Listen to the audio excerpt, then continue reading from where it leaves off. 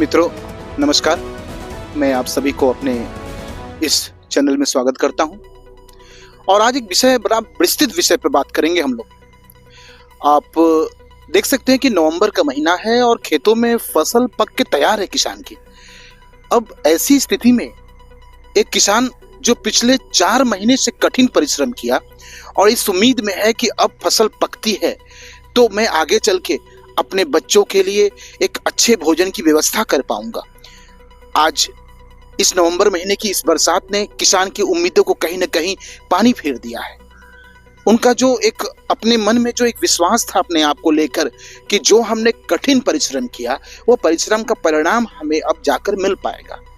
वैसे तो मौसम अपने आप रुख बदलती रहती है, अपने आप कम अधिक होता रहता है, फिर भी यह एक बड़ा प्रश्न है हमारे भारत जैसे देश के लिए, जिस देश में आज भी देश की 60% की आबादी जो पूरी तरह से कृषि पर निर्भर होती है। ऐसे स्थिति में अगर हमारे जो समाज के अगुवा हैं, समाज के नेता हैं, समाज में जो बड़े पदों पर हैं, अगर इस पर विचार नहीं करेंगे तो यह आज किसान आने वाले दिनों में और बुरी स्थिति में चला जाएगा। मेरा सवाल समाज के बड़े पदों पे बैठे हुए अधिकारियों से भी है, कृषि विभाग में कार्य कर रहे बड़े बड़े अधिकारियों से भी है कि आपकी योजनाएं जो बन पाती होंगी ऑफिसेस में, लेकिन क्या किसानों के घर तक पहुंच पाती है? आपने कभी अपने आप से सवाल किया है? आप तो एक एसी रूम में बैठे होंगे सर, जरा सोचिए उन किसान की जो फसल खेतों में बर्बाद हो रही है, उनके विषय में सोचिए। आपको तो इसकी जानकारी भी नहीं है कि किसान कितनी तकलीफ से यूरिया खरीदता है, कितनी तकलीफ के साथ अपने खेतों की बुआई करता है, जोताई करता है, डीजल महंगे हो गए उसको खरीदता है, बिजली महंगी हो गई पानी चलाता है। आपका बिजली का बिल जमा ना हो तो उस किसान की बिजली कट जाती है। लेकिन इसका क्या, मेरा सवाल है कि इसका क्या जब इस तरह का स्थिति हो जाए किसान के साथ तो किसान क्या करे? अभी मैं कुछ और गांव में गया था जहां मैंने देखा किसान जो खेतों में धान काट के रखे हुए हैं, वो 3 दिन की बरसात में वो धान पानी में इस तरह डूबा हुआ है कि वो धान अब बिल्कुल भी वो उस स्थिति में नहीं है कि उसको फिर से चावल बनाया जा सके।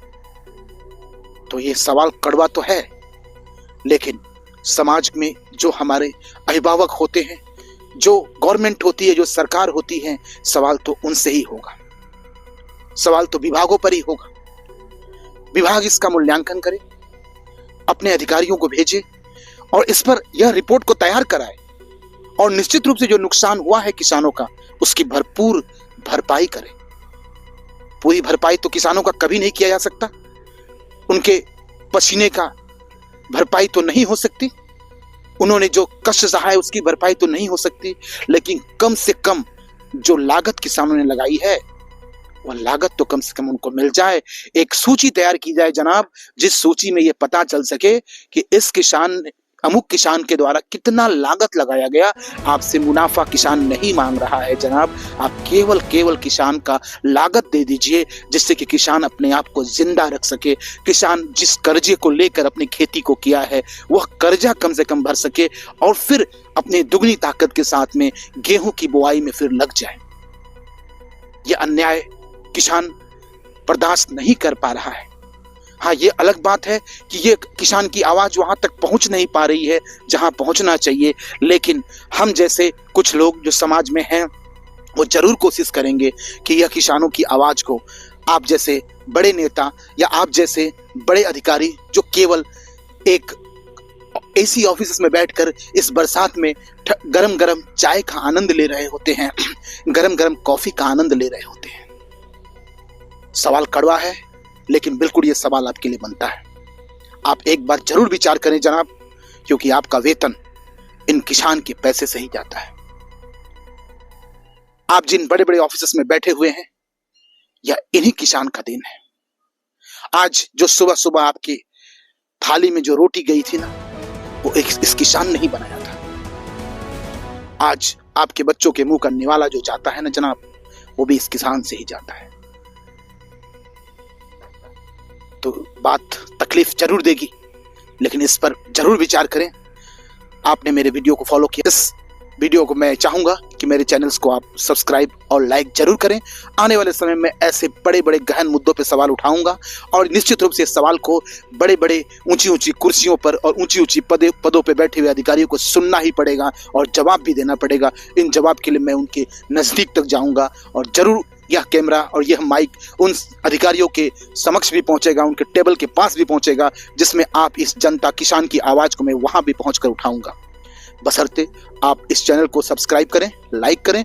आपकी आवाज बनूंगा और निश्चित रूप से आपकी पूरी आवाज, जो आवाज आपकी दब जाती है, पीछे रह जाती है, छूट जाती है, जो आपके सवाल हैं जो नहीं पहुंच पाते हैं, इन सारे सवालों को मैं निस्वार्थ भाव से उन अधिकारियों के पास पहुंचूंगा और उनसे जवाब लूंगा।